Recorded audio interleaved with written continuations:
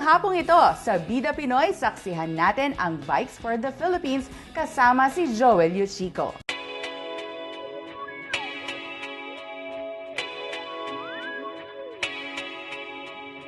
Sa Baclayon, Bohol, nagsimula ang konsepto ng Bike for the Philippines. Naging makasaysayan ito para kay Mr. Joel Yuchico. Masaya niyang inilahad ang magandang advokasiyang ito sa buhay Pinoy. When we did the survey, we brought this quad. So nakita namin na talagang malaking potential for terrestrial activities. So we mapped out the area, then we did the tours.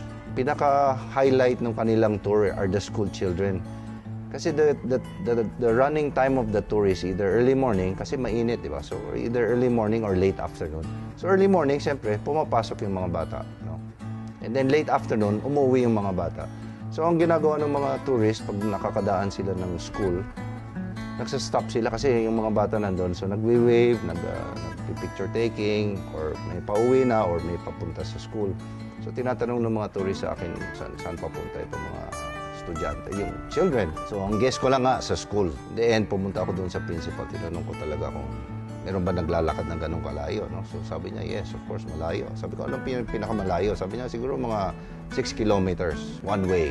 Naglalakad. So sabi ko, why don't I look for sources of free bicycles? So I called up my cousin, that was last year. I think it's mga July and I asked her to collect bikes in the US. Tapos padadala niya dito. Tapos ibibigay ko sa students. Akala ko, madali lang na they will give it to me. So when I reached the States, I attended the graduation. Then I went to Baltimore, which is where the Bikes for the World is. And I did a presentation to Bikes for the World together with a Filipino guy, Joel Esguerra. He started collecting bicycles already. Right away when he heard that this is for the Philippines. So he was from Baltimore. That's the first time we met. Jojo, you better ask Keith if he's really going to give us the bikes. Then she calls me up and she says the next shipment is already for the Philippines. Punong-puno yung warehouse na yun. That's like 10,000 bikes. You know. We went in. It was raining hard. We were walking to the warehouse, you know, and then we were greeted by Bikes for the World, sila Keith and all the people they were congratulating. Bumuo rin sila ng advisory group na magmomonitor sa mga beneficiary. There's an advisory council that's helping me. One monitors the performance of public school children and public school teachers in the school, public schools, to help them improve. So it's a foundation, Synergia, you know, and then they monitor the performance of the kids. And then the other foundation, which is Bohol Local Development Foundation, they monitor the economic status of each family. Each family, they qualify them.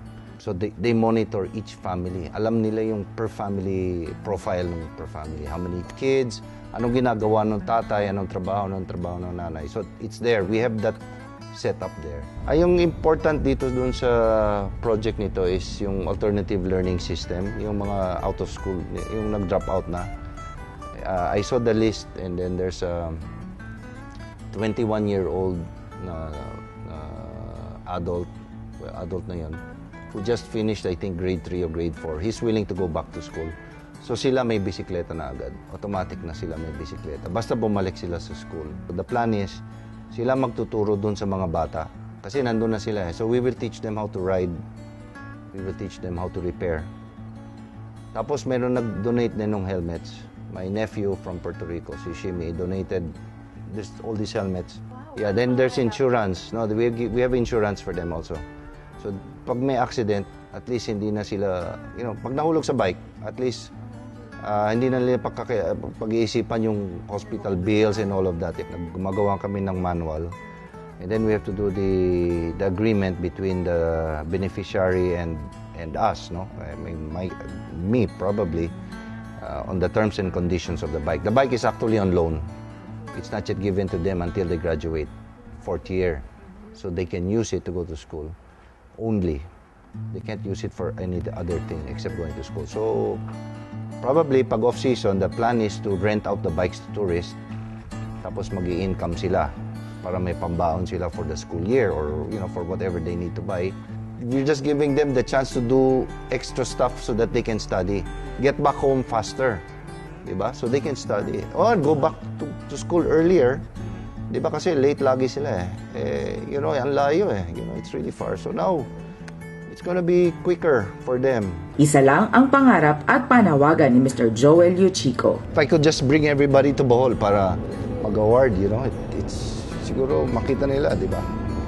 And I just hope na the kids don't put it to waste. Yun lang ang my wish. Well, I guess kasi nga, if they only understand how much effort has been put and sacrifice, no?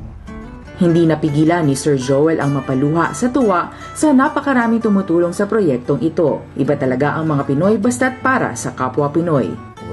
Maraming tumutulong ba?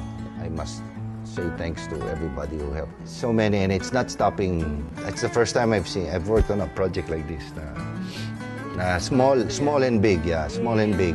Maliit na tao, malaking tao, tumutulong. And of course sila Uncle Bob and the mechanics. These mechanics on Sunday, they're not, hindi naman sila, they pupunta sila on Sundays.